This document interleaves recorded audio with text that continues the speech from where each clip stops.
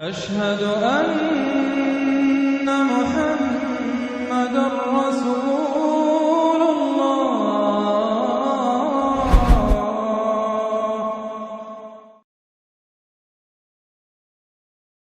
أعوذ بالله من الشيطان الرجيم بسم الله الرحمن الرحيم الحمد لله رب العالمين الرحمن الرحيم مالك يوم الدين إياك نعبد وإياك نستعين اهدنا الصراط المستقيم صراط الذين أنعمت عليهم غير المغضوب عليهم ولا الضالين آمين اللهم صل على محمد وعلى آل محمد كما صليت على إبراهيم وعلى آل إبراهيم إنك حميد مجيد اللهم بارك على محمد وعلى آل محمد كما باركت على إبراهيم وعلى آل إبراهيم إنك حميد مجيد আসসালামু আলাইকুম রহমতুল্লাহি ওয়া বারাকাতুহু। আমরা বরাবরের মতো ইয়াজুজ মাজুজ পরিচিতি অবস্থান এবং কার্যক্রম নিয়ে আজকে কথা বলবো। আজকে এটা দ্বিতীয় পর্ব। তো আমরা একটু দেখে নিই যে গত পর্বে আমরা যেটা নিয়ে কথা বলছিলাম সেই জিনিসটা আমরা বোঝার চেষ্টা করি, যে একটু যদি মনে আনার চেষ্টা করি। আমরা আসলে গত পর্বে যেটা নিয়ে কথা বলছিলাম সেটা ছিল যে ইয়াজুজ মাজুজের পরিচিতি নিয়ে কথা বলছিলাম। হাদিসে এবং কোরআনে ইয়াজুজ মাজুজ কোথায় আছে বা ওদের অবস্থান কী এবং কার্যক্রমের উপরে আমরা একটা টেবিল অফ কন্টেন্ট নিয়ে আমরা কথা বলছিলাম। তো আজকে আমি একটু জাস্ট এটার পরের অংশটি দেখা যাচ্ছিলাম। সো আজকে বেসিক্যালি আমরা যেই জায়গায় কথা বলবো সেটা হচ্ছে ফ্যাসাদ কী এবং কীভাবে তা হয়। আমরা গত সপ্তাহে কথা বলছিলাম যে ফ্যাসাদটা নিয়ে, কিন্তু আজকে আর একটু ডিটেইল করবো, কারণ এটা হচ্ছে একটা ভাইটাল ইস্যু। যদি আমরা ফ্যাসাদটা বুঝতে পারি ঠিক মতো, তাহলে বাকি ইয়াজুজ মাজুজের ইস্যুগুলি বোঝাটা আমাদের জন্য অনেক সোজা হবে। আর তারপর আমরা যেটা করব, ফ্যাসাদটা বোঝার পরে যে ইয়াজুজ মাজুজের লোকেশন আমরা বের করার চেষ্টা করব, যেভাবে কোরআনে আল্লাহ দিচ্ছে সেটা আমরা ম্যাপ থেকে কীভাবে এটা বের করতে হবে কোরআনে আয়াতগুলোকে অ্যানালাইসিস করে, সেই জিনিসটা আমরা করে আজকে এতটুকু হচ্ছে আমাদের মেইন আলোচনা হবে ইনশাল্লাহ। তো আমরা ওই পেজটাতে যাচ্ছি যে আমরা যেখান থেকে আজকে কথা বলবো সেটা হচ্ছে এরকম ফ্যাসাদ কী এবং কীভাবে হয়। এখানে প্রথম যে জিনিসটা আমাদের মনে রাখা দরকার, যে সূরা রুমের আয়াত নম্বর 30 আল্লাহ বলতেছে যে আল্লাহর সৃষ্টির কোনো পরিবর্তন নেই, এটাই সরল ধর্ম, কিন্তু অধিকাংশ মানুষ জানে না। এই আয়াতের আরেকটা অংশ আছে প্রথমে, কিন্তু যেখানে মেইন ইম্পর্টেন্ট অংশ যে আল্লাহর সৃষ্টির কোনো পরিবর্তন নেই, এটা ট্রান্সলেট করছে। বেসিক্যালি যদি আপনি পরের আয়াতটার সাথে নেন, সূরা নিসার 119 নম্বর আয়াতটা, তখন এখানে বলতেছে যে তাদেরকে পথভ্রষ্ট করবো। এটা শয়তান বলতেছে যে তাদেরকে পথভ্রষ্ট করব, তাদেরকে আশ্বাস দেব, তাদেরকে পশুদের কর্ণ ছেদন করতে বলবো এবং তাদেরকে আল্লাহর সৃষ্টির আকৃতি পরিবর্তন করতে আদেশ দেব। যে কেউ আল্লাহকে ছেড়ে শয়তানকে বন্ধুরূপে গ্রহণ করে সে প্রকাশ্য ক্ষতিতে পতিত হয়। এখানে আপনি স্পেসিফিক যদি আয়াতটা দেখেন, যে শয়তান চ্যালেঞ্জ করতেছে আল্লাহর কাছে মানুষকেও কী করবে, তার মধ্যে একটা স্পেসিফিক জায়গা বলতেছে যে তাদের আল্লাহর সৃষ্টির আকৃতি পরিবর্তন করতে আদেশ দেব। সো আল্লাহর যে সৃষ্টি আছে সেখানে আকৃতি শব্দটা আলেমরা ট্রান্সলেট করছে, অ্যাকচুয়ালি এখানে হচ্ছে যে যেটা বলতেছে যে আল্লাহর সৃষ্টিকে সে চেঞ্জ করবে। সেটা আকৃতিগত হতে পারে, সেটা প্রকৃতিগত হতে পারে, সেটা চেহারায় হতে পারে, সেটা কোনো একটা জিনিসের মধ্যে কিছু এডিশন হতে পারে বা কিছু সাবট্রাকশন হতে পারে। অ্যাজ লং অ্যাজ ওই আকৃতি পরিবর্তন বা ওই চেঞ্জটা যদি আনলে, যেটা আল্লাহর যে মৌলিকত্ব আছে, আল্লাহর সৃষ্টির যে মৌলিকত্ব আছে, সেই মৌলিকত্বে কোনো পরিবর্তন আনে, তখন সেই জিনিসটা আল্লাহ আগের আয়াতটাতে বলতেছে যে আল্লাহর সৃষ্টির কোনো পরিবর্তন নেই, কিন্তু কেউ যদি করবে সে হচ্ছে আল্লাহর সাথে দ্রোহিতা করলো, আল্লাহ দ্রোহী হলো। এই কনসেপ্টে এটা বেসিক্যালি এই দুইটা আয়াত এখানে আসছে। কিন্তু দেখেন এখানে বলতেছে নর্মাল চিকেন, আপনারা যদি দেখতে পান ওইখান থেকে, এই চিকেনটা একটা সার্টেন লেভেল অফ ডেভেলপমেন্টের পরে বলছে 5.5 উইকস ওল্ড হলে 940 গ্রাম হয়। অ্যাকচুয়ালি আমরা যারা গ্রামে থাকি, আমরা 5.5 সপ্তাহ বা 6 সপ্তাহে একটা মুরগিকে 940 গ্রাম হতে দেখি না। 940 গ্রাম মানে লিটারালি 1 কেজি।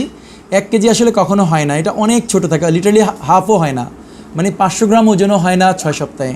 এটা হচ্ছে অরিজিনাল যে আল্লাহর মুরগিগুলো, আল্লাহ যে মুরগিগুলোকে বানাইছে সেই মুরগিগুলো 6 সপ্তাহতে লিটারালি 500 গ্রামও হয় না। কিন্তু এখন দেখবেন আপনি যদি যেগুলিকে জিএমও করা, জেনেটিক্যালি মডিফাই করা হয়েছে, সেসব মুরগিগুলি দেখা যাচ্ছে যে জেনেটিক্যালি মডিফাইড মুরগিগুলো 5.5 সপ্তাহে লিটারালি 6 সপ্তাহে 2900 গ্রাম হয়, মানে প্রায় 3 কেজির কাছাকাছি হয়।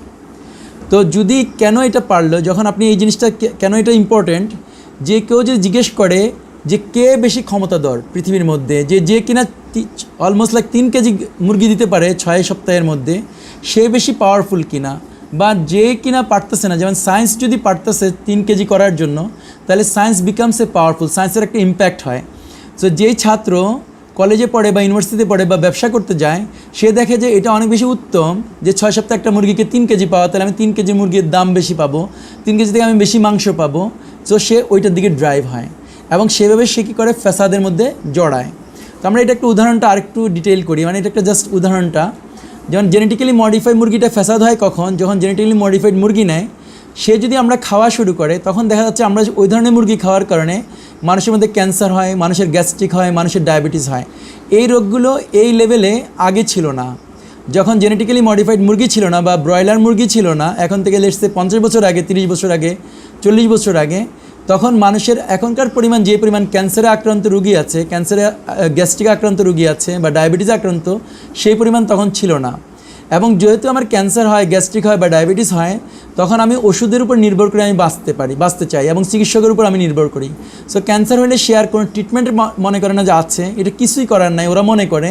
সো ওরা চিকিৎসকদের দ্বারস্থ হয় বা ওষুধের উপর ওরা ডিপেন্ডেন্ট হয়।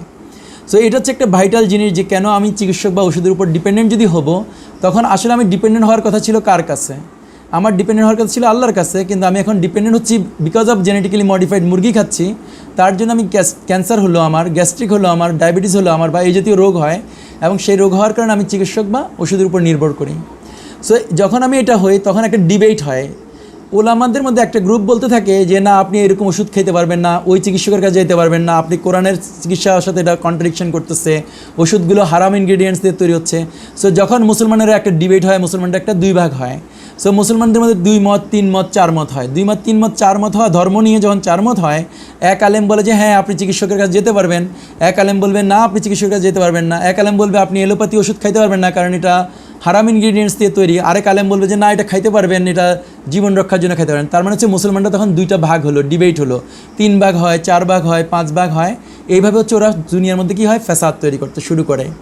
দেন অন্যদিকে হচ্ছে মানুষের অবস্থাটা হচ্ছে এরকম, সে তখন ব্যয় মেটাবার জন্য অতিরিক্ত কাজ করে, কারণ তার যেহেতু অতিরিক্ত চিকিৎসা ব্যয় আছে। যেমন কারো যদি আম্মা যদি অসুস্থ হলো, সেই অসুস্থতার জন্য তাকে রেগুলার ডায়াবেটিস টিকা নিতে হবে, ইঞ্জেকশন নিতে হবে, সে তখন আগে একটা কাজ করতো, এখন সে 2টা কাজ করবে। সে যখন সাইড ব্যবসা করবে, সে তখন দুর্নীতি করবে, সে ঘুষ খাবে, সে বিভিন্ন রকম বাজে কাজ করবে, ওজনে কম দিবে, অ্যাসেটটা করে করে সে ইনকাম বাড়াবে যাতে তার মাকে সে বাঁচাতে পারে, যাতে তার মায়ের জন্য ওষুধ কিনতে পারে। এভাবে সেই আল্লাহর সাথে আবার আরেকটা 2 নম্বরই করলো, এবং সেটা নিয়ে আবার খুব ডিবেট হতে থাকে যে আপনি কি এখন এত সারাদিন কাজ করলেন, সো সারাদিন কাজ করার জন্য আপনি নামাজ ছেড়ে দিলেন, আপনি অমুক জিনিস করতে পারতেছেন না, আগের মতো আপনি দাওয়াতি কাজ করতে পারতেছেন, অ্যাসেট্রা ইস্যু আসে, আপনি ফ্যামিলিকে সময় দিতে পারতেছেন না, সো জামা এবং বউয়ের মধ্যে ঝগড়াঝাটি শুরু হবে, অ্যাসেট্রা হতে থাকে। দেন অন্যদিকে আবার আরেকটা গ্রুপ আসবে, আরেকটা কোম্পানি আসবে, এসে বললো আপনার লাইফ ইন্স্যুরেন্স বা হেলথ ইন্স্যুরেন্স নিতে পারেন। সো ভবিষ্যতে যদি আপনি ডায়াবেটিস হয় তাহলে আপনি কী হবেন, এটা অ্যাসিউর্ড হয়ে থাকলেন। আপনার ওইটা যদি অসুখটা হবে, সেই অসুখের জন্য আপনার জন্য একটা এডিশনাল সেফগার্ড দিল। যেরকম ওষুধ দিল সেফগার্ড, ডাক্তার দিল সেফগার্ড, এরপরে আবার লাইফ ইন্স্যুরেন্স, হেলথ ইন্স্যুরেন্স লো। যখন আপনি আবার লাইফ ইন্স্যুরেন্স নিলেন বা হেলথ ইন্স্যুরেন্স নিলেন, তখন সেটার আবার প্রিমিয়াম দেওয়ার জন্য আপনি এডিশনাল কাজ করলেন বা এডিশনাল দুর্নীতি করলেন, এডিশনাল ঘুষ খাইলেন, এডিশনাল সাইড ব্যবসা শুরু করলেন। সো এটা একটা লুপ। এই যেগুলো যে কমলা রঙের যে অংশটুকু দেওয়া হলো, এই অংশটুকু হচ্ছে আসলে একটা লুপের মতো। সে কন্টিনিউয়াসলি একটা অতিরিক্ত খরচ বাড়াবে, সে খরচ বাড়াবে। লাইফ ইন্স্যুরেন্স বা হেলথ ইন্স্যুরেন্স এটা কোনো আলেম বানাবে না, আলেম কখনো আপনাকে ইনস্টিটিউট করতে যাবে না। সে যখন কলেজ ইউনিভার্সিটিতে পড়লো, ইয়াজুজ মাজুর স্কুলে পড়লো, ইউনিভার্সিটিতে পড়লো, তখন সে হেলথ ইন্স্যুরেন্স বাজারে বিক্রি করার জন্য নিয়ে আসবে। সে তখন গ্রামেগঞ্জে এখন হেলথ ইন্স্যুরেন্স আছে, লাইফ ইন্স্যুরেন্স আছে, এবং সে হেলথ ইন্স্যুরেন্স বা লাইফ ইন্স্যুরেন্স নেওয়ার জন্য সে কী করে, আরও কাজ করে, আরও দুর্নীতি করে, আরও ব্যবসা করে, আরও অতিরিক্ত কাজ করে, আরও 2টা টিউশনি করে, আরও 2টা প্রাইভেট পড়ায়, এটসেট্রা। সো এবার দেখেন কুফর বা শিরক, সেকেন্ড অংশটুকু এই জায়গাটা লাল কালি যেটা, সেটা হচ্ছে কুফর বা শিরক হয় কীভাবে। তখন একটা সময় এসে যায় যে ছেলে যখন তার মাকে বলে বা তার নিজেকে বলে যে আমি ওষুধ না খেয়ে থাকা উচিত, কারণ এই ওষুধের মধ্যে প্রমাণিতভাবে 95% পৃথিবীর মধ্যে এলোপ্যাথি ওষুধ হচ্ছে হারাম ইনগ্রিডিয়েন্টস দিয়ে তৈরি, এটা হচ্ছে প্রুভেন, রিসার্চ করে দেখা গেছে। কিন্তু সে যখন অনেক বছর খাচ্ছিল বা টিকা নিচ্ছিল, তখন সেই মা বা সেই বাবা বা সেই ছেলে বা সেই ভদ্রলোক সে আর ডায়াবেটিসের জন্য ওই টিকা ছাড়া থাকতে পারে না, ওই ওষুধ ছাড়া থাকতে পারে না, বা ওই ডাক্তার ছাড়া থাকতে পারে না। তখন সে নির্ভর করে, পুরোপুরি তাকে ছেড়ে দেয় আল্লাহর উপরে, আল্লাহর পরিবর্তে ডাক্তারের উপরে, ওষুধের উপর সে নির্ভর করে। যখন সে নির্ভর করে ফেলে পুরোপুরি তাওয়াক্কালতু আল্লাহর পরিবর্তে তাওয়াক্কালতু সে ডাক্তার বা তাওয়াক্কালতু সে মেডিসিন বা ইঞ্জেকশন হয়ে যায়। তখন যখন হয়ে যায় তখন সে অ্যাকচুয়ালি শিরক করে, আর ওইভাবে তার ইবাদতের লিমিটেশনসের জন্য আল্লাহকে দোষারোপ করে। একটা গ্রুপ থাকে তখন বলে আমি কীভাবে নামাজ পড়বো, আমার ডায়াবেটিস, পারি না, এইটা সেটা। তখন সে কেউ আল্লাহকে দোষারোপ করে, আল্লাহ দিছে, আল্লাহতে এই রোগ দিছে, সেই জন্য আমি আর নামাজ পড়তে পারি না, এই ধরনের সে বলে, এবং সে এইভাবে আল্লাহকে দোষারোপও করে বা ইবাদতে তার লিমিটেশনস তৈরি হয়, এবং সে কোশ্চেনিং করতে শুরু করে যে কেন আল্লাহ এই রোগ দিল, এটসেট্রা, যেটা কিনা এক কাইন্ড অফ শিরক হয় বা আল্লাহর অথরিটির উপরে চ্যালেঞ্জ করা হয়। নিচের যে 3টা প্রশ্ন এখানে আমি রাখলাম, এই ধরনের প্রশ্নগুলো হচ্ছে যে দেন দাজ্জালের লোকেরা দাজ্জালের স্কুলে ইউনিভার্সিটিতে পড়ার জন্য দে বিকাম নাস্তিক, তখন সে নাস্তিক বা ওরা অ্যাগনোস্টিক হয়, সন্দেহবাদী হয়, বা ওরা হচ্ছে লাইক মডার্ন ছেলে হয়, মডার্ন আধুনিকতা অ্যাডপ্ট করে। সে আধুনিকতা অ্যাডপ্ট করার কারণে সে প্রশ্ন করে কে সুস্থ করে, এটাকে আল্লাহ সুস্থ করে না ওষুধ সুস্থ করে। যে কোনো স্যানিটি সম্পন্ন লোক যারা দুনিয়াকে ভালোবাসে, দুনিয়া দিয়ে চিন্তা করে, তারা বলে যে ওষুধ না খেলে আমি বাঁচবো কেমনে, ওষুধ না খেলে আমি সুস্থ হবো কেমনে। যদি বলে যে কে হালাল বা হারাম করে, তখন দেখা যাচ্ছে হালাল হারাম করতেছে আসলে ডাক্তার একটা হারাম ইনগ্রিডিয়েন্টস তৈরি, কিন্তু সে হ্যাপেন টু বি মুসলিম, সে নামাজও পড়ে, কিন্তু সে প্রেসক্রিপশনে লিখে দেয় অমুক টিকাটা দেন। ডাক্তারকে যদি আপনি জিজ্ঞেস করেন যে এই টিকাটার ইনগ্রিডিয়েন্টস কী, ডাক্তার উত্তর দিবে না, ডাক্তার খেপে যেতে পারে, রেগে যেতে পারে। সো হালাল আর হারাম করতেছে ডাক্তার বলতেছে আপনার জন্য, ধরেন একটা বয়স্ক লোক বলে কি আম্মা আব্বা আপনার জন্য এখন থেকে 1 ছটাক চালের ভাত খাবেন, এতটুকু ডাল খাবেন, এতটুকু অমুক খাবেন, আপনার জন্য ডিম হালাল হারাম, আপনার জন্য অমুক হারাম, আপনার জন্য অমুক হারাম। সে এরকম বলে দেয়, ডাক্তার বলে দেয় রুগীকে যে এটা আপনার জন্য হারাম হয়ে গেল, আপনি এখন থেকে আর মিষ্টি খেতে পারবেন না, এখন থেকে অমুক খেতে পারবেন না, এখন থেকে তমুক খেতে পারবেন না। সো লিটারালি সে হালাল ইনগ্রিডিয়েন্টসকে সে হারাম করে দিচ্ছে, হারাম ইনগ্রিডিয়েন্টসকে সে হালাল করে দিচ্ছে, হালাল খাবারকে সে হারাম করছে।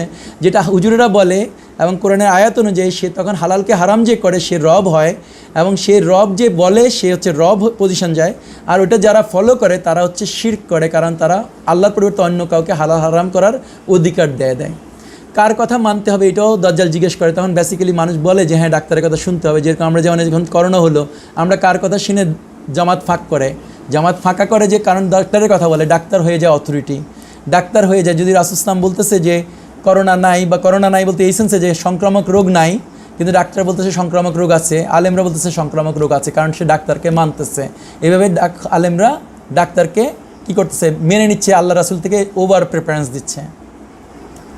সো সিমিলারলি যদি আমরা আরেকটা নেই, যেমন আল্লাহর হুকুমকে কীভাবে ফাসাদ করে।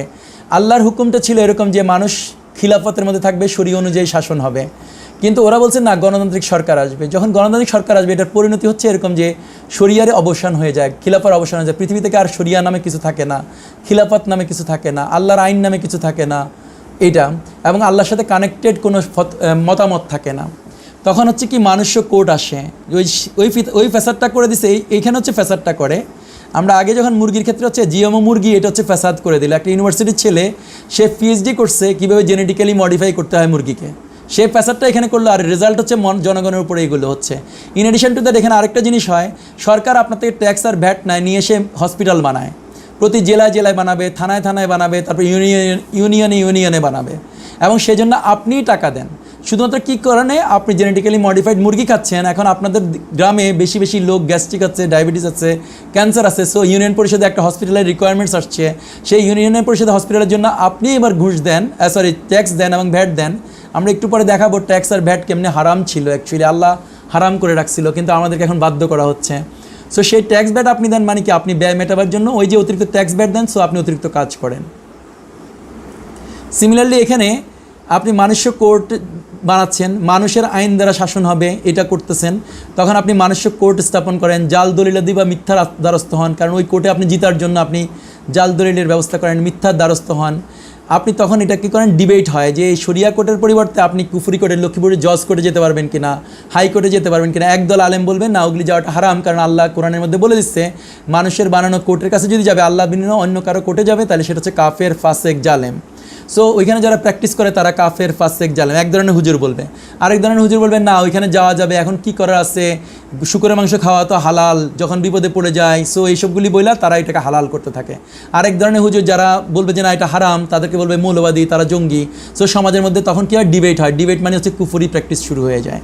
তখন আবার ওগুলি ব্যয় মেটাবার জন্য আপনি কোর্টে কাছারিতে আপনি কেস নিয়ে যাওয়ার জন্য, আপনি ব্যয় মেটাতে জন্য আপনি অতিরিক্ত কাজ করেন, আপনি সাইড ব্যবসা করেন, আপনি দুর্নীতি করেন। যদি আপনি কেস হয়ে গেল তো আপনার এখন খরচ মেটাবেন কীভাবে, সেজন্য আপনি আপনার ছেলেকে বলেন যে পুলিশে চাকরি করে, সে তখন অতিরিক্ত ঘুষ খাইতে হয়, কারণ বাবাকে তো কোর্টের মধ্যে যে জমি এক হাত দূরে চলাইছে আইলটা, অথবা অমুকে মারছে, অমুকে ইয়ে করছে, সেজন্য কোর্টে দৌড়াচ্ছে, পুলিশের পিছনে খরচ আছে, উকিলের পিছনে খরচ আছে, জাজ ঘুষ খেতে পারে, জাজের পিছনে আছে। সো আপনি আরও কাজ করতে থাকেন। দেন লবিস্ট আপনি নিয়োগ করার জন্য, পাওয়ার আপনি এক্সারসাইজ করার জন্য বিভিন্ন এমপিদের সাথে আপনি খাতির করেন, এমপিদেরকে আপনি চাঁদা দেন, চেয়ারম্যানকে আপনি টাকা দেন, মেম্বারকে আপনি টাকা দেন, লবিস্ট নিয়োগ করেন, এইগুলির জন্য আপনি ব্যয় করেন, সেই ব্যয়ের জন্য আপনি আরও অতিরিক্ত কাজ করেন। সো আপনি এই ফ্যাসাদের সার্কেলে পড়ে যান। দেন আপনি কুফর বা শিরক করার জন্য আপনি দুনিয়ার উপর নির্ভরতা ও ব্যস্ততা বৃদ্ধি পায়, যেহেতু আপনি অতিরিক্ত দুনিয়ার মধ্যে ছুটছেন টাকার জন্য, সো আপনি দুনিয়ার উপর নির্ভরশীল হচ্ছেন। আপনি বুঝতে পারেন না এত টাকা ইনকাম করি কেন আমার টাকার কোনো বারাকা নাই, সো আপনি আরও কাজ করেন যাতে কিনা আপনি বারাকা পাওয়ার জন্য, কিন্তু আপনি আর কোনো বারাকা হয় না, আপনি দিনে 12 ঘন্টা 14 ঘন্টা 16 ঘন্টা কাজ করতে থাকেন। সো আপনি দুনিয়ার উপর নির্ভর বিধায় আপনি আর কি করেন, নামাজ পড়তে পারেন না। এর পরিমাণতে আপনি এরকম পান যে আপনার আমির হয়ে যায়, মহিলা আমির হয়ে যায়, কারণ আপনি এমপি হয়, সে এমপি সিলেক্টেড হতে পারে, কারণ গণতান্ত্রিক সিস্টেমে ছেলে এবং মেয়ে হচ্ছে সমান অধিকার। ছেলে যা খাইতে পারবে মেয়ে তা খাইতে পারে, ছেলে যে যত টাকা বেতন পাবে মেয়ে তত টাকা বেতন পাবে, ছেলে যদি প্রাইম মিনিস্টার হতে পারে মেয়ে প্রাইম মিনিস্টার হতে পারে, ছেলে এমপি হতে পারলে মেয়ে এমপি হতে পারবে। সো পরিণতিতে আপনার মহিলা আমির আসে। লুকা ইবনে লুকারা, রাসূল ইসলাম বলছে লুকা ইবনে লুকারা দেশ শাসন করবে, সো সেইভাবে লুকা ইবনে লুকারা দেশ শাসন করে। সো আমরা যে ওই দিন আলোচনা করতেছিলাম যে সেখানে আমরা দেখাচ্ছিলাম যে হাদিসের যে মাইনর সাইনগুলো আছে সেই মাইনর সাইনগুলো হচ্ছে কারণ হচ্ছে আমরা এরকম ইয়াজুজ মাজুজ ফাসাদ করে, সেই ফাসাদের জন্য পরিণতি হিসাবে আমাদের লুকা ইবনে লুকারা শাসন করে, মহিলারা আমাদেরকে শাসন করে, অ্যাসেট ট্যাসেট আসে, কারণ ওগুলো হচ্ছে মাইনর সাইন হিসেবে আমাদের আলেমরা বলছিল যে লুকা ইবনে লুকারা হচ্ছে মাইনর সাইন। আসলে তো এটা হচ্ছে ইয়াজুজ মাজুজ যেহেতু ফাসাদ করছে সেই ফাসাদের পরিণতি হচ্ছে এটা, যেটা আমরা ওই দিন প্রথম সেশনগুলিতে আলোচনা করছিলাম। সো আজকে আমরা বাকি যে সময়টা আছে এই সময়টা আমরা কুইকলি তাড়াতাড়ি যেটা করব, কোরআন হাদিসের আলোকে দেখব অরিজিনাল ইয়াজুজ মাজুজটা কোথায় ছিল। সো সেটার জন্য আপনারা যারা পড়ে আসছেন তারা তো জানার কথা যে সূরা কাহাফ হচ্ছে এই সূরাটা 18 নম্বর সূরা কাহাফের অরিজিন হচ্ছে যে রাসূল ইসলামকে সন্দেহ করছিল যে রাসূল ইসলাম নবী কিনা। মক্কার কুরাইশরা সন্দেহ করার কারণে তারা ইহুদিদের কাছে গেছে মদিনাতে, যেহেতু তাদের কাছে কিতাব আছে, তারা নবী সম্পর্কে জানে। তাদের কাছে গেলে পরে ওরা বলছে তোমাদের নবীকে, আমাদের কাছে একজন লোক আসছে যে লোকটা আমাদেরকে বলে ওর নবী, আমরা কি দিয়ে বুঝবো উনি নবী কি নবী না। তখন ইহুদিরা ওনাকে 3টা প্রশ্ন করছিল। ওই কাফেরদেরকে বলছে যে নবীকে গিয়ে প্রশ্ন করো এই 3টা প্রশ্ন, সেই 3টা প্রশ্ন যদি উত্তর দিতে পারে তাহলে হচ্ছে উনি নবী। তার মধ্যে একটা প্রশ্ন ছিল যে এমন একজন শাসকের কথা জিজ্ঞেস করছিল বা এমন একজন ট্রাভেলারের কথা জিজ্ঞেস করছিল যে ট্রাভেলার পূর্ব এবং পশ্চিমে বিজয় করছে। সেই ট্রাভেলারের ব্যাপারে সেই পূর্ব পশ্চিম বিজয়কারীর ব্যাপারে জানতে চাইছে তারা রাসূলের কাছে, নবীর কাছে, মুহাম্মদ সাল্লাল্লাহু আলাইহি ওয়াসাল্লামের কাছে। সো মুহাম্মদ সাল্লাল্লাহু আলাইহি ওয়াসাল্লামের কাছে আল্লাহ তখন এই আয়াতগুলো নাজিল করছে। আর এই আয়াতগুলোতে পূর্ব পশ্চিমই শুধু বলে নাই, আল্লাহ থার্ড একটা জার্নির কথা বলছে। আর ওই থার্ড জার্নিতে গিয়ে আমরা ইয়াজুজ মাজুজ দেখা পাইছি। তো এইখানে যেহেতু আমরা ইয়াজুজ মাজুজ নিয়ে আলোচনা করতেছি, ওই আয়াতগুলির মধ্যে আসলে আল্লাহ ইন্ডিকেশন দিচ্ছে কোথায় ইয়াজুজ মাজুজ ছিল। তো আমরা ওই আয়াতগুলো একটু পড়ি, আপনারা আমার সাথে সাথে থাকেন, তাহলে ইনশাল্লাহ আপনাদের সেন্স আসবে। প্রথম আমরা সূরা কাহাফের 86 নম্বর আয়াতে যাবেন, বা যাদের কাছে কোরআন আছে সামনে কোরআন খুলতে পারেন, তাহলে এই আয়াতগুলি এইভাবে দেখতে পারেন। বলতেছে যে অবশেষে তিনি মানে ওই ট্রাভেলার জুলকারনাইন, হ্যাঁ ওনার নাম হচ্ছে জুলকারনাইন বলতেছে আল্লাহ কোরআনে। অবশেষে তিনি যখন সূর্যের অস্তাচলে পৌঁছলেন। সূর্যের অস্তাচল কোন দিকে হয় আমরা সবাই জানি পশ্চিম, তার মানে ওনার প্রথম জার্নিটা ছিল পশ্চিম দিকে। তখন তিনি সূর্যকে এক পঙ্কিল জলাশয়ে অস্ত যেতে দেখলেন। এখানে হচ্ছে ট্রান্সলেট করছে পঙ্কিল, আসলে ওইখানে আল্লাহ বলছে হামিয়ার মধ্যে জয়েন করছে, হামিয়াতে সূর্য ডুবতেছে। হামিয়া মানে হচ্ছে ঘোলাটে পানি বা কৃষ্ণবর্ণের পানি, ঘোলাটে পানি, কৃষ্ণবর্ণের পানি, বা এখানে হচ্ছে পঙ্কিল বলছে, এই ট্রান্সলেটর পঙ্কিল ট্রান্সলেট করছে। সো পঙ্কিল জলাশয়ে অস্ত যেতে দেখলেন মানেটা হচ্ছে যে জুলকারনাইন পশ্চিম দিকে ট্রাভেল করতে করতে উনি এমন একটা জায়গায় গিয়ে থামছে যেখানে উনি আর ক্রস করার কিছু নাই। সামনে যে জলাশয়টা উনি দেখছে, জলাশয় বা যে সাগরটা দেখছে উনি, সেই সাগরটা হ্যাপেন টু বি ছিল পঙ্কিল বা কালো বা ঘোলাটে। এটা হচ্ছে কি ইম্পর্টেন্ট এখানে। সো আমরা খুঁজে দেখব কোন জায়গায় একটা কালো জলাশয় আছে পৃথিবীর মানচিত্রের মধ্যে। দেন 90 নম্বর আয়াত আল্লাহ বলতেছে অবশেষে তিনি যখন সূর্যের উদয়াচলে পৌঁছলেন। সো আমি মধ্যখানে 4টা আয়াত বাদিয়েছি আমরা জাস্ট জিওগ্রাফিতে কুইকলি যাওয়ার জন্য, ম্যাপে যাবো তো একটু পরে, সেই জন্য 90 নম্বর আয়াতে আল্লাহ বলতেছে যে জুলকারনাইন এবার পূর্ব দিকে একটা জার্নি করছে, এবং পূর্ব দিকেও সূর্যের উদয়াচল মানে হচ্ছে পূর্ব দিকে জার্নিতে গেছে, এবং পূর্ব দিকে জার্নিতে উনি যেখানে যাইতে পারবে ওইখানে একটা সাগর থাকতে হবে। মিনিংটা হচ্ছে এরকম, কারণ সাগরই তো ছেদ করবে না ওই সময়ের আমলে। কারণ আমরা জানি যে সাগরের নৌকা অরিজিনাল আবিষ্কার করছে নূহ আলাইহিস সালাম, কিন্তু আমরা মুসলমানদের যেমন নেবির কথা জানি আমরা, সেটা হচ্ছে মুয়াবিয়া রাদিয়াল্লাহু তাআলা আনহু। কিন্তু এটা এরকম ছিল না যে এটা অ্যাভেলেবেল ছিল না যে আপনি সাগর ক্রস করবে। এটা নর্মাল যেরকম ছিল, যেমন মুহাম্মদ সাল্লাল্লাহু আলাইহি ওয়াসাল্লাম তার সাহাবীরা গেছে, এটাকে বলে যে লোহিত সাগর পার হয়ে ইথিওপিয়া গেছে, এগুলো হচ্ছে লিমিটেড। কিন্তু আরও বড় যে সাগরগুলো সেগুলি ক্রস করার মতো ওই সময় অ্যাবিলিটি ছিল না, ওইরকম কোনো সাগরের কাছে গেছে কিনা সেরকম আমরা দেখতে পারি আর কি। এর সাথে অবশ্য আরও ইস্যু আছে। তারপর আমরা দেখতেছি 92 নম্বর একটা আয়াত বাদ দিয়ে পরের আয়াতে গেলাম, আবার তিনি এক পথ ধরলেন। সো আমি এখানে যে জন্য এটা আনছি, প্রথম উনি পশ্চিম দিকে গেলেন আপনার একটা জার্নি, তারপর উনি ম্যাপের মধ্যে পূর্ব দিকে জার্নি গেলেন এবং একটা সাগর পাবেন, তারপর উনি আরেকটা জার্নি ধরবেন। যখন 92-তে তৃতীয় যে জার্নি, সেই জার্নিতে উনি কী হলো, 93 নম্বর আয়াত, পরের আয়াতটাতে বলতেছে অবশেষে ওই তৃতীয় পথটা ধরলে একটা পর্বত পাবে, এবার আর সাগর পাবে না। এখানে আল্লাহ কী করছে, ক্লিয়ারলি উল্লেখ করছে। সো প্রথম আয়াতে উনি সাগর উল্লেখ করে দিছে, দ্বিতীয় আয়াতে উনি সাগর বলে নাই, কিন্তু মিনিং হচ্ছে সাগর। তৃতীয় আয়াতে উনি একটা পথ ধরবেন এবং ওই পথে এবার আর সাগর পাবে না, এটাতে পর্বত পাইতে হবে। সো পশ্চিম যদি একটা জার্নি হয়, দ্বিতীয় জার্নিটা ওনার পূর্বে হইতে হবে, পূর্বে জার্নি যদি দ্বিতীয়বার হয়, তৃতীয় জার্নিতে ওনার দুইটা দিক আছে, একটা ওদের উত্তর হইতে হবে, আরেকটা হইতে হবে দক্ষিণ হইতে হবে। এগুলো হচ্ছে লজিক্যাল ডিডাকশন করছি। সো তৃতীয় জার্নি ওনার যখন যেদিকে যায় না কেন, ওইদিকে উনি একটা পর্বত পাইতে হবে, এবং সেই পর্বতটা হয়তো দুইটা পর্বত থাকতে হবে ওইখানে, আবার দুইটা পর্বতের একটা মধ্যস্থল থাকতে হবে। সেই মধ্যস্থলে উনি একটা জাতি পাইতে হবে, যে জাতির কথা উনি বুঝতে পারবেন। এগুলো হচ্ছে লাইক আমরা ছোটোবেলায় বলে না, এক ধরনের শ্লোক বলতো, নতুন জামাই যখন যেত ওদেরকে বিভিন্ন রকম কোশ্চেন করতো, কোশ্চেন করলে ওরা ওগুলো উত্তর দিতে হইতো, শ্লোকই তো বলে, গ্রাম দেশে বলতো আর কি, আমি জানি না এগুলিকে আর শুদ্ধ ভাষায় কী বলে। তো ওই টাইপের আল্লাহ এখানে আমাদেরকে ইন্ডিকেশন দিচ্ছে, যারা মুতাশা বেহাত আয়াতের মতো। সো মানুষ যারা আলেম তারা এটা নিয়ে চিন্তা করবে যে উনি প্রথম জার্নি পশ্চিম দিকে যাবে, দ্বিতীয় জার্নি পূর্ব দিকে যাবে, বাকি দুইটা জার্নি উত্তর আর দক্ষিণ হতে হবে। উত্তর দিকে যদি উনি পর্বত পাইতে হবে, অথবা দক্ষিণ দিকে উনি পর্বত পাইতে হবে। যদি উত্তর দিকে পর্বত হবে তাহলে উনি দক্ষিণ দিকে যাবে না, আমরা দক্ষিণ দিকে আর গবেষণা করার দরকার হবে না। দক্ষিণ দিকে গেলে যদি পর্বত পাই তাহলে আর উত্তর দিকে যাওয়া লাগবে না, অথবা আমি দুই দিকে চেক করবো যেদিকে পর্বত পাওয়া যায়। সো এবং তারপর পর্বত পাইলেও হবে না, ওইখানে দুইটা পাহাড় এসে মিলতে হবে, তার মানে দুইটা পাহাড় একটা জায়গায় আসতে হবে যেখানে মিলবে, এবং ওইখানে একটা জাতিকে পাইতে হবে যে জাতির ভাষা উনি বুঝতে পারবে না। সো এমন একটা জাতি হতে হবে যেটা মেইন স্ট্রিম জাতি না। সো যেমন অ্যারাবিক, আমরা জানি যে অ্যারাবিক হচ্ছে একটা ওল্ডেস্ট ভাষা, তারপর হচ্ছে হিব্রু, এটা একটা ওল্ডেস্ট ভাষা, হিন্দি এটা একটা ওল্ডেস্ট ভাষা, বা সংস্কৃত হচ্ছে একটা ওল্ডেস্ট ভাষা, কিন্তু ওইখানে এমন একটা জাতি হতে হবে যে জাতির ভাষা নর্মাল ভাষা না। তারপর হচ্ছে তারা বললো ওইখানে যে জাতি দেখা পেলো সে জাতি, তারপর এখানে কিছু কথা বললো। আমরা আপাতত জায়গাটা খুঁজে বের করি, 93 নম্বর আয়াত পর্যন্ত আমরা আসছি, এখান পর্যন্ত মনে রাখেন, আমরা 94 আয়াতে পরে আবার আসবো।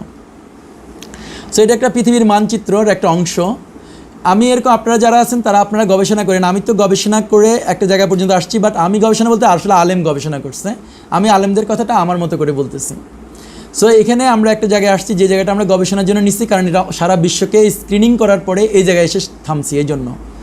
সো বলছি যে সূর্যের অস্তায় চলে বুঝলেন, তার সূর্যের অস্তায় চলে এখানে আমরা একটা জায়গায় পাচ্ছি যে এখানে ব্ল্যাক সি, আপনারা যদি দেখেন। সো আপনাদের এখানে ম্যাপ দেখা যাচ্ছে, আশা করি না গেলে আপনারা যারা মোটামুটি জিওগ্রাফি সম্পর্কে আইডিয়া আছে তারা সবাই জানেন যে ব্ল্যাক সিটা কোথায়।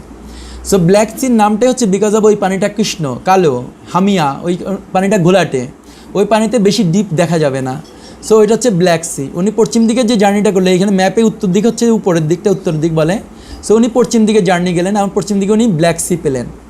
সো ব্ল্যাক সিতে উনি একটা জাতি পেলেন, আপনার আয়াতগুলি পড়লে ওইখানে একটা জাতি পেলেন, যে জাতির জন্য ওনাকে যেহেতু আল্লাহ সমস্ত উপকরণ দিয়েছে, ওই জাতির উপরে উনি কিছু বিধিবিধান দিলেন এবং বললেন যে যারা ভালো মানুষ তাদেরকে উনি ভালো বিধান দিবেন, যারা খারাপ মানুষ ওদেরকে উনি শাস্তি দিবেন, এবং মরে গেলে আল্লাহ শাস্তি দিবেন। এটা হচ্ছে আল্লাহ কোরআনে বলছে। তারপর উনি পূর্ব দিকে একটা জার্নি গেলেন, এবং পূর্ব দিকে এখানে একটা সাগর পাওয়া যাচ্ছে, এটাকে বলে কাস্পিয়ান সি। এই সিটার কথা আল্লাহ বলেন, এই সিটির ব্যাখ্যা করে নাই, কিন্তু আমরা বুঝতে পারি যেহেতু উনি পশ্চিম দিকে পূর্ব দিকে গেলে একটাই সাগর আসে। সো এখানে উনি একটা জাতি দেখা পাইছে, বলছে যে জাতিকে আল্লাহ বলছে কি ওইখানে ওদের উপরে কোনো রকমের ছায়া দেয় নাই, এটা শুধু আল্লাহ বলছে। আল্লাহ ভালো জানে এটা ছায়া মানে কি, কিন্তু আলেমরা এটাকে তাফসির করছে এরকম, ছায়া মানে হচ্ছে ওইখানে যে জাতি দেখা পাইছে সেই জাতিটাকে আল্লাহ সভ্য করে না, এটা অসভ্য জাতি, মানে আদিম যুগের বসবাস করতেছে। কিন্তু এটা দিয়ে আপনি আরও চিন্তা করতে পারেন ছায়া দেয় নাই মানে কি। ইট কুড বি, আল্লাহ ভালো জানে, আল্লাহ ভালো জানে, ইট কুড বি কোনো কিছু একটা স্বচ্ছ যেখানে আপনার কোনো শেড পড়ে না, আপনি তাকাইলে হইতে পারে ওই পানিতে আপনি ভিতরের দিকে অনেক দূর দেখতে পান, কিছু একটা এরকম, আল্লাহ ভালো জানে। ইট কুড বি স্বচ্ছ মিন করছে, ইট কুড বি, এটা আমি যখন বলতেছি আমি এটা কোনো ডেফিনিট না, it's a matter of like চিন্তা করার বিষয়, যে আল্লাহ ছায়া দেয় নাই এই শব্দটা দিয়ে আল্লাহ কী বোঝাতে যাচ্ছে। এটা কি সত্যি সত্যি ওই জাতিটাকে ন্যাংটা একটা জাতি পাইছে এরকম মিন করছে, না আসলে আল্লাহ ওই সাগরে একটা বর্ণনা দিয়ে গিয়ে বলতেছে ওইখানে কোনো শেড পড়ে না। ফর এক্সাম্পল এখানে কোনো ম্যাগের শেড পড়ে না, বা কোনো লোক তাকাইলে ওইখানে ওদের চেহারা দেখা যায় না, বরং ওইটা ডাইরেক্ট সে ভিতরে অনেক দূর, ভিতরে নিচে স্বচ্ছ পানির জন্য নিচের দিকে দেখতে পায়, আল্লাহ ভালো জানে। সো আমরা যে জায়গাটা ছিলাম, যে অবশ্যই তিনি তৃতীয় জার্নি নিচ্ছে, আর তৃতীয় জার্নিতে উনি দুইটা পাহাড়ের জায়গায় যেতে হবে। আপনারা যারা এখানে জিওগ্রাফি দেখেন, সেই জিওগ্রাফিটা আমি একটু মুখে বলি, তারপর আমি বলতেছি। জিওগ্রাফি উত্তর দিকে গেলে এই কালো সাগর, কৃষ্ণ সাগর থেকে কাস্পিয়ান সি পর্যন্ত পুরোটা একটা পাহাড় পাওয়া যায় উত্তর দিকে গেলে। আর দক্ষিণ দিকে গেলে শুধু প্লেন ল্যান্ড আসে, মরুভূমি পাওয়া যায়, মরুভূমি পেতে কোনো পাহাড় নাই ওই সেন্সের, যে পাহাড় ছাড়া লিটারালি মরুভূমির পরে উনি একটা পান, ভারত মহাসাগর পায়। সো আমরা যেহেতু উত্তর দিকে গেলে পাহাড় পাই, আমি কথাকে শর্ট করার জন্য ওইটা বলতেছি যে উত্তর দিকে উনি জার্নিটা আসলে নিচ্ছেন। সো উত্তর দিকে জার্নিটা নিলে আপনি যে একটা পাচ্ছেন যে ককেশাস মাউন্টেন, এই যে ব্ল্যাক সি, আর এটা হচ্ছে কাস্পিয়ান সি। এই কাস্পিয়ান সির মধ্যে দেখছেন আপনি এখানে উত্তর দিক থেকে এই যে ব্ল্যাক সি থেকে পুরোটাই হচ্ছে একটা পাহাড়, যে পাহাড়টাকে ইংরেজিতে বলে গ্রেটার ককেশাস মাউন্টেন। আপনি যদি ইয়েতে যাবেন কি বলে যেন উইকিপিডিয়াতে যাবেন, ককেশাস মাউন্টেন লিখবেন, তখন পাবেন আপনি এরকম যে ককেশাস পর্বতমালা হলো ইউরোপ ও এশিয়ার অন্তর্চ্ছেদ্য অবস্থিত একটি পর্বত ব্যবস্থা। সো ইউরোপ ও এশিয়াকে কানেক্ট করা একটা পর্বতমালা, একটা পাহাড় না পর্বত। আমরা বুঝি যে পর্বতের আরও মিনিং যে এটা অনেক হাই, যেটা অবেদ্য। হ্যাঁ, টিপিক্যালি হচ্ছে যে আপনি এই পার থেকে ওই পারে যাওয়াটা কঠিন, এরকম মিন করতেছে। কৃষ্ণসাগর এবং কাস্পিয়ান সাগরের মাঝখানে প্রসারিত। সো কৃষ্ণসাগর থেকে কাস্পিয়ান সাগর পর্যন্ত গেছে, কিন্তু দক্ষিণ দিকে গেলে এরকম কিছু পাবেন না। তারপরে দেখেন গুগল উইকিপিডিয়াতে লেখা আছে ককেশাস পর্বতমালার উত্তরে বৃহত্তর ককেশাস। সো ককেশাস যে পর্বতমালা, সেই পর্বতমালার উত্তর পাশটা, মানে এই পাশটা হচ্ছে যে বৃহত্তর ককেশাস, আর দক্ষিণের দিকে যেটা নেমে আসছে, এটা দক্ষিণ দিকে নেমে আসছে, সেটা হচ্ছে ক্ষুদ্র ককেশাস বলে। সো আমাদেরকে আল্লাহ বলছে দুইটা পর্বতমালা বলছিল না এখানে, এই জায়গায় দেখছেন, খেয়াল করছেন, দুই পর্বত প্রাচীরের মধ্যস্থলে। হ্যাঁ, মানে দুইটা পর্বতের প্রাচীর যেটা মধ্যস্থল, তার মানে হচ্ছে যে উত্তর ককেশাস মাউন্টেন, বৃহত্তর ককেশাস মাউন্টেন আর ক্ষুদ্র ককেশাস মাউন্টেন, এই দুইটার মধ্যখানে গিয়ে জুলকারনাইন উপস্থিত হচ্ছে। ওই যেটা মধ্যখানকে দুইটা মিলছে সে জায়গাটাকে ইংরেজিতে বলে দারিয়াল গর্জ। হ্যাঁ, সো অবশেষে যখন তিনি দুই পর্বত প্রাচীরের মধ্যস্থলে পৌঁছলেন, তো দুইটা পাহাড় যেখানে সে মিলছে, এদিক থেকে একটা পাহাড়ের এটা মিলছে এখানে, আর এখান থেকে একটা, তাহলে এই দুইটার মধ্যখানে একটা পথ আছে, যে পথটাকে এখনকার ইংরেজি ভাষায় আমরা বলি যে দারিয়াল গর্জ। সো আমরা এই দারিয়াল গর্জটা দেখেন এরকম, এটা হচ্ছে দারিয়াল গর্জের এখনকার ছবি, আর এটা হচ্ছে অনেক সবচেয়ে ওল্ডেস্ট একটা ছবি। সো এখানে বলতেছে অবশ্যই যখন তিনি দুই পর্বত প্রাচীরের মধ্যস্থলে পৌঁছলেন, তখন তিনি সেখানে এক জাতিকে পেলেন যারা তার কথা একেবারে বুঝতে পারছিল না। সো এখানে একটা জাতি আছে যে জাতির ভাষা উনি বুঝতে পারতেছিলেন। আমরা আগামী পর্বে ওই জাতি সম্পর্কে একটু কথা বলবো, আজকে আর বলবো না বেশিক্ষণ। তারা বলল, ওই জাতিরা বলল, হে জুলকারনাইন, ইয়াজুজ ও মাজুজ দেশে অশান্তি সৃষ্টি করছে। এখানে এইভাবে ট্রান্সলেট করছে, বলছে আসলে ইয়াজুজ মাজুজ আমাদের দেশে এসে অশান্তি সৃষ্টি করে, মানে এসে অশান্তি সৃষ্টি করে। আপনি বললে আমরা আপনার জন্য কিছু কর, এখানে খেয়াল করেন, কর ধার্য করব, এই শর্তে যে আপনি আমাদের ও তাদের মধ্যে একটি প্রাচীর নির্মাণ করে দেবেন। তো এখানে যে প্রশ্নগুলো আছে, এই আয়াতের মধ্যে যে প্রশ্নগুলো করার কথা, আল্লাহ আগের আয়াতগুলিতে আল্লাহ বলছে জুলকারনাইন আলাইহিস সালামকে আল্লাহ প্রচণ্ড পাওয়ার দিছে এবং যা যা উপকরণ দরকার সবই দিছে। এবং জুলকারনাইন পশ্চিম দিকে জার্নিতে গিয়ে ওইখানকার জাতিকে উনি একটা বিধান দিচ্ছে এটা যে তোমরা যদি এখন থেকে খারাপ কাজ করবা তোমাদেরকে আমি শাস্তি দিব, আর তোমরা যদি ভালো কাজ করবা তাহলে তোমাদের জন্য আমি সহজ বিধান দিলাম, তোমরা ইজি গোয়িং লাইফ লিড করবা। উনি যখন পূর্ব দিকে জার্নিতে গেলে ওইখানকার মানুষকে উনি দেখলো যে ওরা ছায়া পায় না, সো ওদের জন্য উনি সহজ বিধান দিয়ে বা ওদেরকে উনি ডিস্টার্ব না করে চলে আসছে। এখানে আসার পরে ওনার কাছে মানুষ বিনীত আবেদন করতেছে যে ইয়াজুজ মাজুজ আমাদের দেশে এসে অপারেশন করে, আমাদের এখানে এসে অশান্তি সৃষ্টি করে, ফ্যাসাদ করে। ওরা কিন্তু বলতেছে না জুলকারনাইনকে, জুলকারনাইন আপনি ওদের বিরুদ্ধে যুদ্ধ করেন, জুলকারনাইনের দায়িত্ব ছিল যুদ্ধ করা।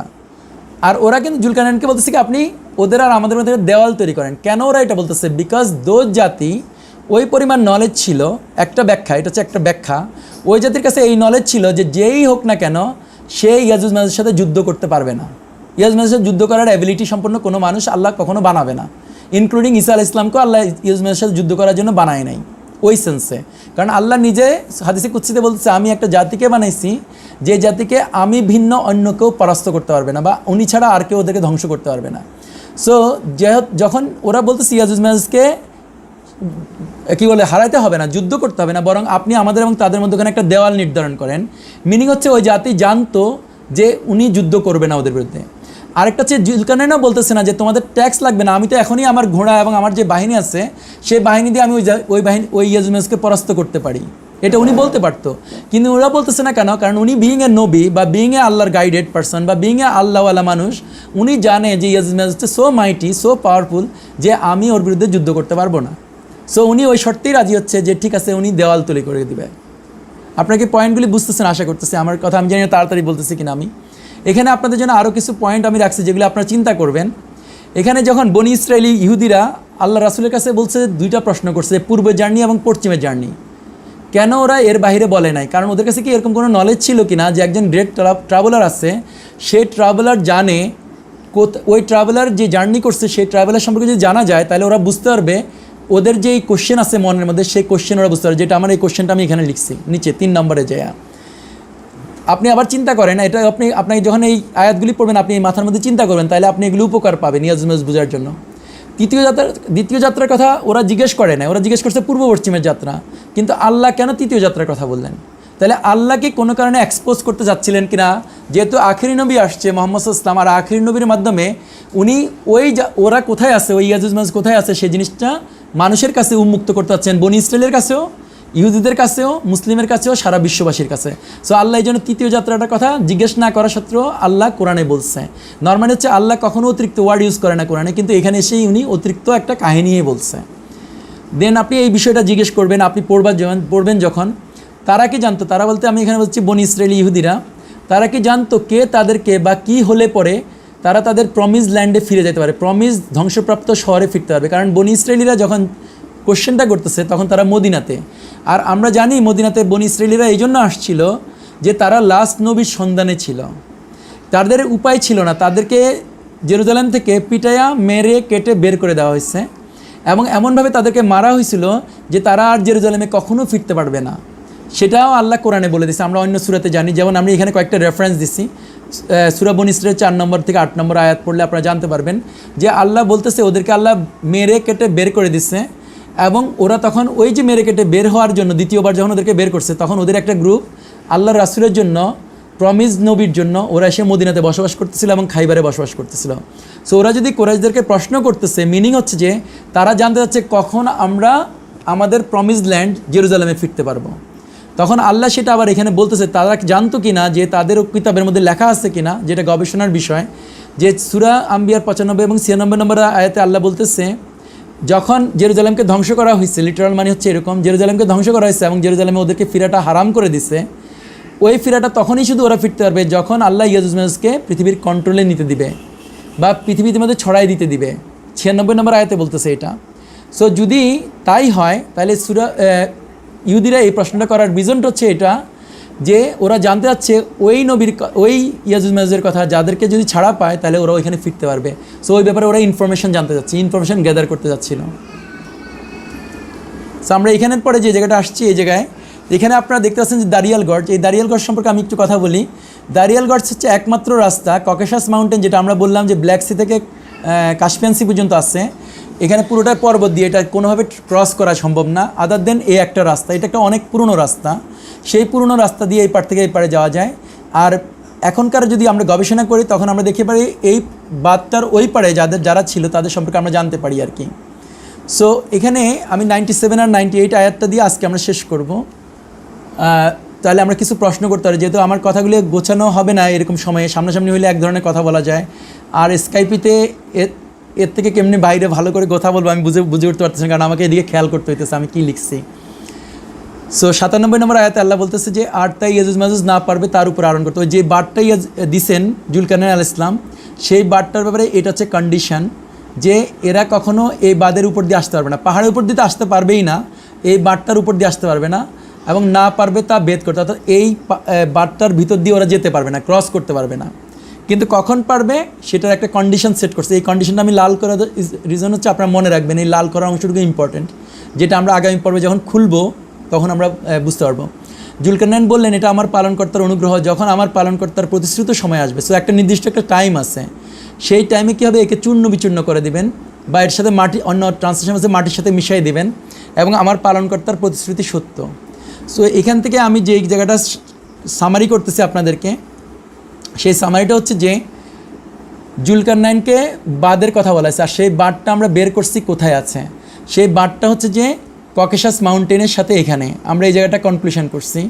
সো এই ককেশাস মাউন্টেন, এখানে যে বাঁধটা ককেশাস মাউন্টেনের দুইটার মধ্যখানে দারিয়াল গর্জ, সেই দারিয়াল গর্জের দুইটা পাহাড় এসে মিলছে, ওইখানে একমাত্র পথ আছে যেটাতে আমরা দক্ষিণ দিক থেকে উত্তর দিকে যেতে পারি। সো দক্ষিণ দিক থেকে উত্তর দিকে যাইতে হলে মানুষগুলো দক্ষিণ দিকে হবে, কারণ হচ্ছে ব্ল্যাক সিটা ককেশাস মাউন্টেনের ওই পারে কোনো ব্ল্যাক সিটা নাই, ব্ল্যাক সিট হচ্ছে ককেশাস মাউন্টেনের দক্ষিণ দিকে আছে, যার জন্য ডেফিনেটলি আমরা জানি ককেশাস মাউন্টেন দক্ষিণ দিকে ছিল। প্লাস হচ্ছে যে আপনি রাসূলুল্লাহ সাল্লাল্লাহু আলাইহি ওয়াসাল্লাম দক্ষিণ দিকে আছে, কারণ হচ্ছে যে রাসূলুল্লাহ সাল্লাম মদিনাতে আছে, আর মদিনাটা হচ্ছে যে দক্ষিণ দিকে। তো যেটা বলতেছিলাম, ককেশাস মাউন্টেনটা ওইটা ইস্যু, আর দারিয়াল গর্জ ইস্যু। আর দারিয়াল গর্জের ওই পারে যে জায়গাটা আছে, সেই জায়গাটা হচ্ছে যে একমাত্র সম্ভাবনা ল্যান্ড, যেটা হচ্ছে যে ওইখানে যেই বাসীরা ছিল, অধিবাসীরা ছিল, সে অধিবাসীরা হচ্ছে যে অরিজিনাল ইয়াজুজ মাজুজ ছিল, যারা আগে এই বাঁধটা ভেঙে এই পারে আসতো, এবং এই পাশে যারা ছিল এখন আমরা জানি ওরা জর্জিয়া হচ্ছে এই পাশে। সো জর্জিয়ান ওই অধিবাসীদের উপরে ওরা ফ্যাসাদ করতো। এতটুকু হচ্ছে মেইনলি আজকের আলোচনা। তো আপনাদের যে আলোচনাটা হচ্ছে আপনাদের এখানে আমি আশা করতেছি আজকে কিছু প্রশ্ন আপনাদের যাদের শুনছেন তারা কিছু প্রশ্ন করতে পারেন বা চ্যালেঞ্জ করতে পারেন, বা আপনাদের এটা অন্য কিছু না কেন এই জাতীয় আমাকে ক্রিটিক্যাল কিছু প্রশ্ন করতে পারেন আর কি। জাযাকাল্লাহ খায়ের। মামুন ভাই, আমি একটা প্রশ্ন দিয়ে স্টার্ট করি। ওই যে একটা হাদিসে যে আসছে যে ও টু আরব, মানে ওই দেয়ালটার মতো, হ্যাঁ ওইটা একটা হাদিস, যে হাদিসটা হচ্ছে আমরা আগামী ইয়েতে আনবো, আমরা যেখানে দেখাবো যে আজমের যে বের হয়েছে এখানে আল্লাহ রাসূল সাল্লাল্লাহু আলাইহি ওয়াসাল্লাম জয়নাব রাদিয়াল্লাহু আনহার ঘরে বলছে যে একদিন উনি ঘুমাচ্ছিলেন জয়নাব রাদিয়াল্লাহু আনহার ঘরে, তখন ওনার ঘুম ভেঙে গেছে এবং উনি প্রচণ্ড চেহারার মধ্যে ভয় নিয়ে উনি জেগে উঠছেন। উনি তখন বলছেন ও টু আরব, মানে আরবদের ধ্বংস, যে আজকে ইয়াজমের দেওয়াল ফাটল হয়েছে, আরেকটা হাদিসে বলছে দেওয়ালে গর্ত হয়েছে, আরেকটা হাদিসে বলছে দেওয়ালে গ্যাপ হয়েছে, এবং ওইখানে উনি একটা হাদিসে বলছে 9-এর পরিমাণ গ্যাপ হয়েছে, আরেকটা হাদিসে 10-এর পরিমাণ হয়েছে, আরেকটাতে 90-এর পরিমাণ হয়েছে, আরেকটাতে বলছে 100-র পরিমাণ হয়েছে। সো এরকম 11টা হাদিস আছে যেখানে বলছে যে ভেঙে গেছে ওই সময়। সো রাসূলুল্লাহ সাল্লাল্লাহু আলাইহি ওয়াসাল্লামের সময় ওইটা গ্যাপ হয়েছে, এটা আমরা আগামী পর্বে যখন কথা বলবো তখন আমরা ওইখানে যাব। আজকে আমি যে জায়গাটা শুধু লোকেট করার জন্য আপনাদেরকে বলতেছিলাম সেটা হচ্ছে যে জুলকারনাইন আলাইহিস সালাম দেওয়ালটা কোথায় বানাইছে সেটা যদি আমরা লোকেট করতে পারি তাহলে ওই দেওয়ালের একটা পাশে থাকবে যে ইয়াজুজ মাজুজ, আরেকটা পাশে থাকবে সাধারণ মানুষ যাদের উপর ওরা ফ্যাসাদ করতেছিল। সো যদি আমরা লোকেট করতে পারি, রাইটলি দেওয়ালটা লোকেট করতে পারি, তাহলে আমরা ওই পাশের জাতিকে জানতে পারবো, আর ওই সবচেয়ে জাতিটা হবে ইয়াজুজ মাজুজ। সো ওই ইয়াজুজ মাজুজ এখন কি ওইখানে আছে কিনা সেটা আমরা তখন বুঝতে পারবো আগামী পর্বগুলোতে আর কি ইনশাল্লাহ। জি, আসসালামু আলাইকুম। আমি বলছি একটা ঠিক কোশ্চেন না, বাট একটা কমেন্টস আর আমার নলেজটা আমি জাস্ট যাচাই করে নিচ্ছি যে আমি একটা হাদিসে পড়েছি, যদি ভুল হয়ে থাকে কারেক্ট করবেন প্লিজ, যে ঈসা নবী যখন আসবেন ইনশাআল্লাহ তখন উনি মানুষের মধ্যে থেকে ট্যাক্স বা কর যে জিনিসটা এটা উনি উঠায় নেবেন।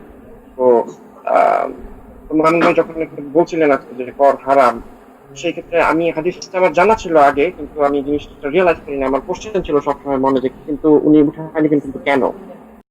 কোরআনের রেফারেন্সটা হচ্ছে এই আয়াতটা। এখানে সাধারণ মানুষরা জুলকারনাইনকে বলতেছে যে ইয়া জুলকারনাইন, আমি আপনার জন্য কিছু কর ধার্য করি যাতে কিনা আপনি আমাদের মধ্যে একটা প্রাচীর নির্মাণ করে দেন। এই আয়াতটাকে যদি আপনি রিসার্চ করেন তখন জুলকারনাইন ওটা ডিনাই করছে। জুলকারনাইন বলছে না, আল্লাহ আমাকে এনাফ দিছে, বরং তোমরা আমার জন্য লোহা নিয়ে আসো, লোহার পাত নিয়ে আসো।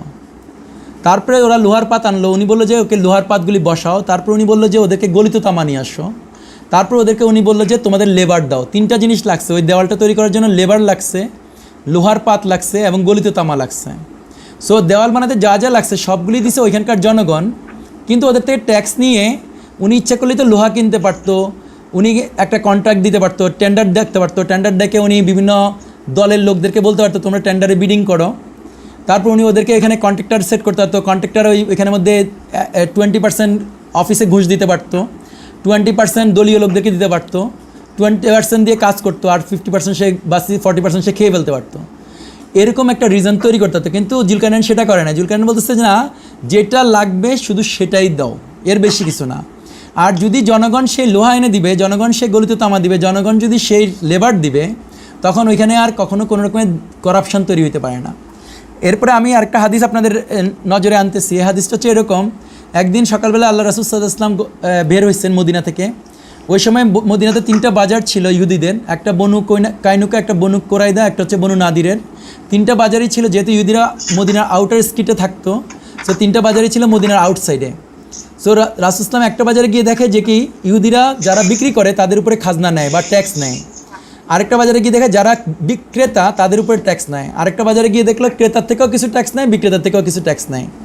রাসূল ইসলাম ওইখান থেকে এসে মসজিদে নববীর পশ্চিম পাশে একটা পা দিয়ে ডাক দিয়ে বলছে এখন থেকে এটা হচ্ছে মুসলিমদের বাজার, এই বাজারে কেউ কিছু কিনতে আসলেও কোনো ট্যাক্স দিবে না, বিক্রি করতে আসলেও ট্যাক্স দিবে না।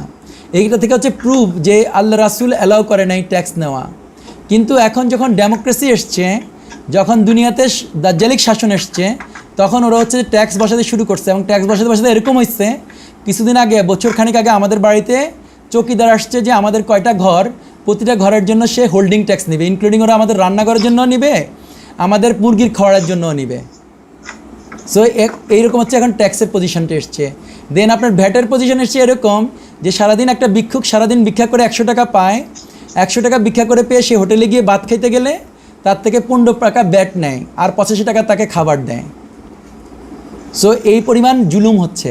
এটা হওয়া সম্ভব হয়েছে এই জন্য কারণ আমরা কোরআনকে এবং হাদিসকে ফেলে দিচ্ছি এবং আমরা জানিই না যে ট্যাক্স নেওয়াটা আল্লাহ অনেক আগেই হারাম করে রাখছে এবং রাসূলুল্লাহ ইসলামও এটা ডিনাই করে রাখছে, মুসলমানদের জন্য ট্যাক্স নেওয়ার বিধান আরোপ করছে।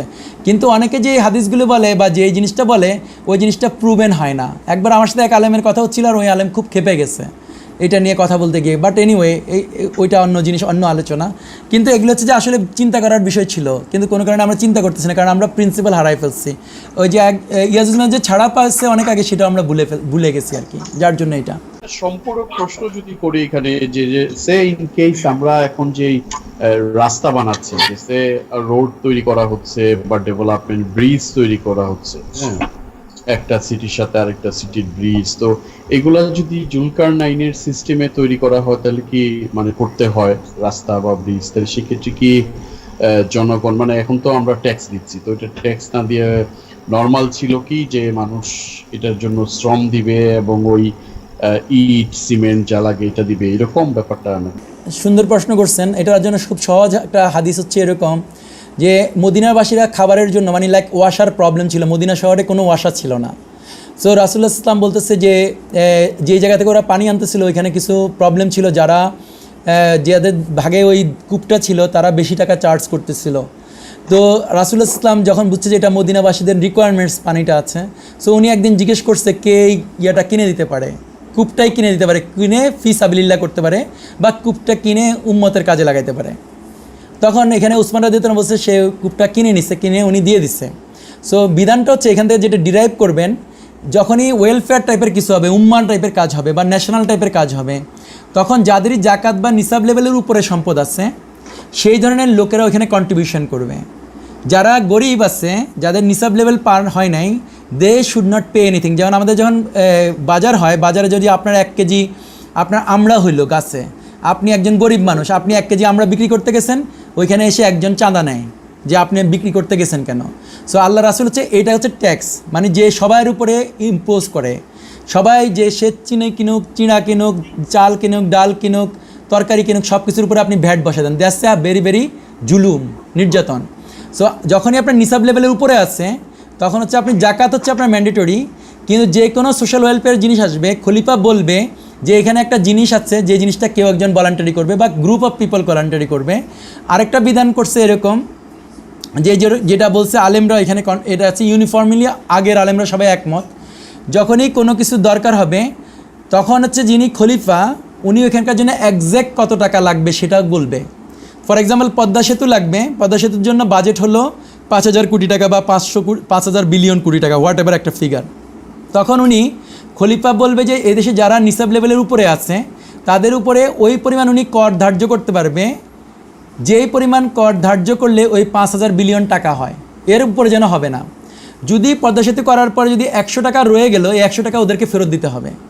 আর 100 টাকার যদি পরে আরও লাগলো তাহলে আবার ওদের উপরে নতুন করে ট্যাক্স বসাবে, কিন্তু কন্ডিশন হচ্ছে যাদের নিসাব লেভেলের উপরে আছে এবং তাদের উপরে যখন এটা বসাবেও তখন ওইখানে যেন জাস্টিস থাকে। ফর এক্সাম্পল যার যেরকম অনুপাতে টাকা সেই অনুপাতে আসবে, যেরকম জাকাতের উপরে 2.5% বলছে ওইরকম একটা কন্ডিশনে আসতে হবে, তখন হচ্ছে এটা হালাল হবে। কিন্তু যদি গরিব মানুষের উপরে সিনেমা হলের টিকিটের উপরে আবগারি শুল্ক, তারপর হচ্ছে যে যখন মাল ইম্পোর্ট হচ্ছে সে মালের উপরে ট্যাক্স, দ্যাটস নট পারমিটেড। এইভাবে এখন যেভাবে আছে সেভাবে পারমিট না, যেন একজন গরিব লোকের উপরে যেন ওইটার বার্ডেন না আসে। আসসালামু আলাইকুম। জিজিয়া কর নিয়ে আমার একটু অ্যানালাইসিস ছিল, সেটা হচ্ছে এরকম, আপনার ঈসা ইবনে মারিয়াম যখন আসবেন তখন তো ইসলামী খেলাফত প্রতিষ্ঠা হবে। ইসলামী খেলাফতের মধ্যে মুসলমানরা হচ্ছে যাকাত দিবে আর অমুসলিম যারা আছে তাদেরকে জিজিয়া কর দিতে হয়। তখন ঈসা ইবনে মারিয়ামের হাতে খ্রিস্টানরা ওনারা ইসলাম কবুল করবেন। ইসলাম কবুল করার পর তখন জিজিয়া করের কনসেপ্টটা থাকবে না, তখন ঈসা ইবনে মারিয়ামের অধীনে কোনো অমুসলিম থাকবে না, মানে খ্রিস্টানরা থাকবে না আর কি, ওরা খ্রিস্টান থাকবে না, মুসলমান হয়ে যাবে। এটার কারণে হচ্ছে জিজিয়া করটা থাকবে না। জাযাকাল্লাহু খাইর। আসসালামু আলাইকুম। ওয়ালাইকুম আসসালামু আলাইকুম। প্রশ্নটা আমি আসলে কেমনে করবো বুঝতেছি না।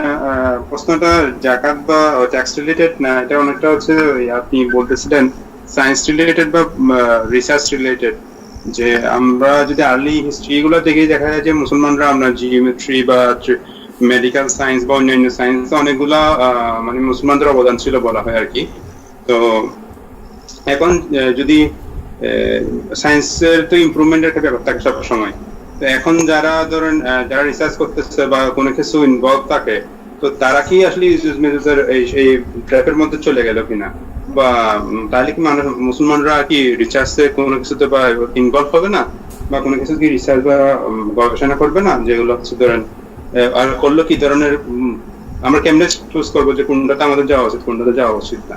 মুসলমান এমন কোনো রিসার্চ করবে না, থ্যাংক ইউ আরমান ভাই, মুসলমানরা এমন কোনো রিসার্চ করবে না যে রিসার্চটা কোরআনের এই দুইটা আয়াতের কোনোটাকে কন্ট্রাডিকশন করে।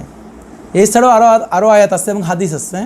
মুসলমানরা আল্লাহর সৃষ্টিকে কোনো পরিবর্তন করবে না। যেমন আমি মানুষ আছি, আমি ছেলে জন্মাইছি, আমার ডিএনএ চেঞ্জ করে, আমার মধ্যে জেনেটিক্যালি চেঞ্জ করে আমাকে মেয়ে বানাবার চেষ্টা করবে না, যেটা কিনা সায়েন্স এখন করতেছে।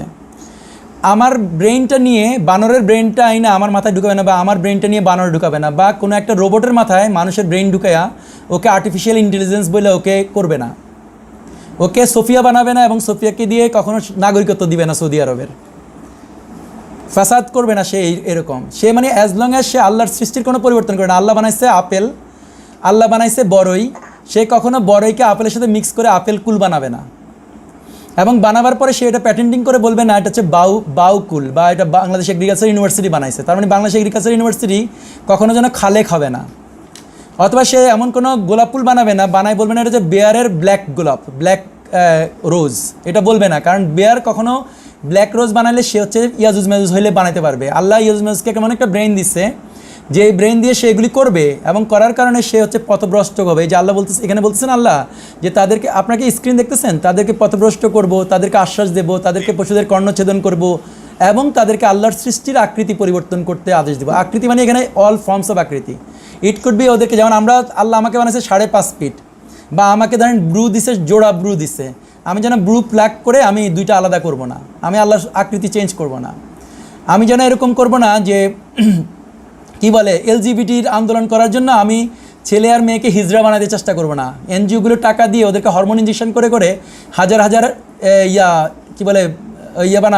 হিজড়া বানায় ওদেরকে বাজারে ছেড়ে দিব না, রাস্তাঘাটে ছেড়ে দিব না, ছেড়ে দিয়ে আমি তারপর সমকামীর কথা বলতে দিব না।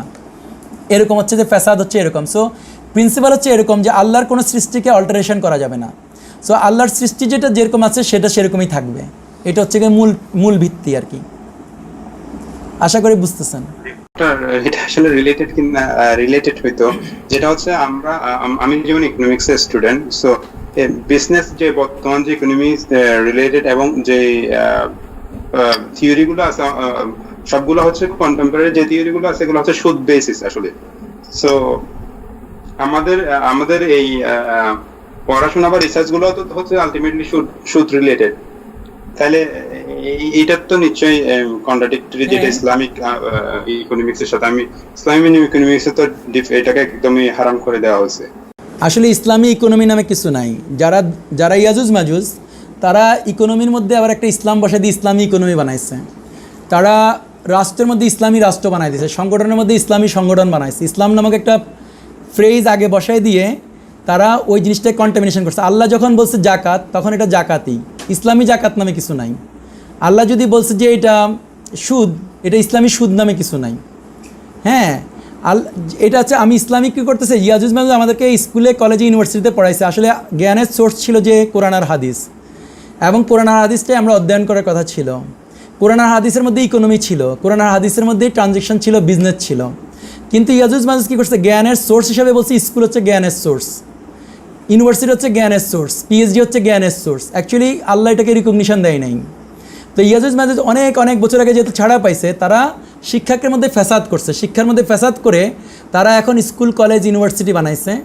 আর সেই স্কুল কলেজ ইউনিভার্সিটিতে যে জ্ঞান দিচ্ছে সেই জ্ঞানটা কোরআনের সাথে সাংঘর্ষিক হচ্ছে এই জন্য। সো যখন সাংঘর্ষিক হচ্ছে, তখন যেসব ভাইরা স্কুল কলেজ ইউনিভার্সিটিতে পড়ার পরেও ইসলামে থাকতে যাচ্ছে, তারা মনে করছে ওই স্কুলের জ্ঞানটার আগে ইসলাম লিখে দিলেই বুঝি ইসলাম হয়ে যাবে। সো তারা কি করতেছে, ইসলামী সংগঠন বলতেছে, বা ইসলামী ব্যাংক বলতেছে, বা ইসলামী বিমা বলতেছে। আসলে ওরা বিমাও ব্যাংকও সেকুলার এডুকেশন দিয়ে আবিষ্কার করা হয়েছে, আর সেই সেকুলার এডুকেশনটাকে এস্টাবলিশ করা হয়েছে। ইয়াজুজ মাজুজ এটা করার পরে আমাদের মতো যেসব ভাইরা কষ্ট পাইতেছে যে আমি এই তো সুদের মধ্যে এই কাজ করি কিভাবে, তখন আমি সুদের ব্যাংকের বিপক্ষে আমরা ইসলামী ব্যাংক বানাইছি। কিন্তু আমি বুঝতে পারি নাই যে আমি আসলে ইসলামী ব্যাংকে রেজিস্ট্রেশন করতে গেলে ওদের আন্ডারেই করতে হয়। ওরা আমাকে আইন পাস করে দেয়, তুমি ইসলামী ব্যাংক এই 80% তুমি হালাল করতে পারবা, 20% তুমি হারাম করতে পারবা, 20% তোমাকে হারাম করতেই হবে, এরকম টাইপের জিনিস। সো ইসলামী বিমাও এরকম একটা জিনিস। যখন বিমা ছিল, যেহেতু ওরা নিয়ম করেছে ইয়াজমাজ বলছে বিমা ছাড়া আপনি ইন্টারন্যাশনালি ইম্পোর্ট করতে পারবেন না, তখন ওরা ইসলামী বিমার কথা নিয়ে আসছে। এবং যখন ওরা বলছে ক্যাডেট কলেজ ছাড়া বাবা মা এখন আর স্কুলে বাচ্চাদেরকে পাঠায় না, তখন ওরা ইসলামী ক্যাডেট কলেজ বানাইছে। সো ইয়াজুজ মাহুজ বানায় স্কুল ইনস্টেড অফ কোরআন হাদিসের নলেজের বাইরে গিয়ে, আর ইসলামী ভাই হয়ে আমি ইসলামী মুসলমান হয়ে ইসলামের প্রতি দরদের থেকে আমি ওই স্কুলের আগে ক্যাডেট কলেজের আগে আমি ইসলাম শব্দ বসাই দিই। এরকম হচ্ছে। তো আমরা এটা পুরো ইকোনমিক্সটাই কন্টামিনেশন। যে আপনি যে ইকোনমিক যে বইয়ের কথা বলছেন ইসলামী economy, Islami finance, that is itself is a contaminated thing. But ইনশাল্লাহ এটা আর বেশি দিন থাকবে না। একটু আগে যে কামরুল ভাই বললে ঈসা আলাইহিস সালাম আসবে বা মাহাদি আল ইসলাম আসবে, ইনশাল্লাহ এগুলি যখন সহজ হয়ে যাবে সুন, তখন আপনি এখন থেকে হইতে পারে 10 বছর 15 বছর পরে আপনি আর কখনো দেখবেন না ইসলামী ব্যাংক নামে কোনো শব্দ আছে। তখন একটাই থাকবে, ইকোনমি থাকবে, জাকাত থাকবে, সাদাকা থাকবে, জিজিয়া থাকবে, ডেফিনেটলি এগুলিই থাকবে। এর আগে কোনো ইসলাম শব্দ বসাইতে হবে না ইনশাল্লাহ।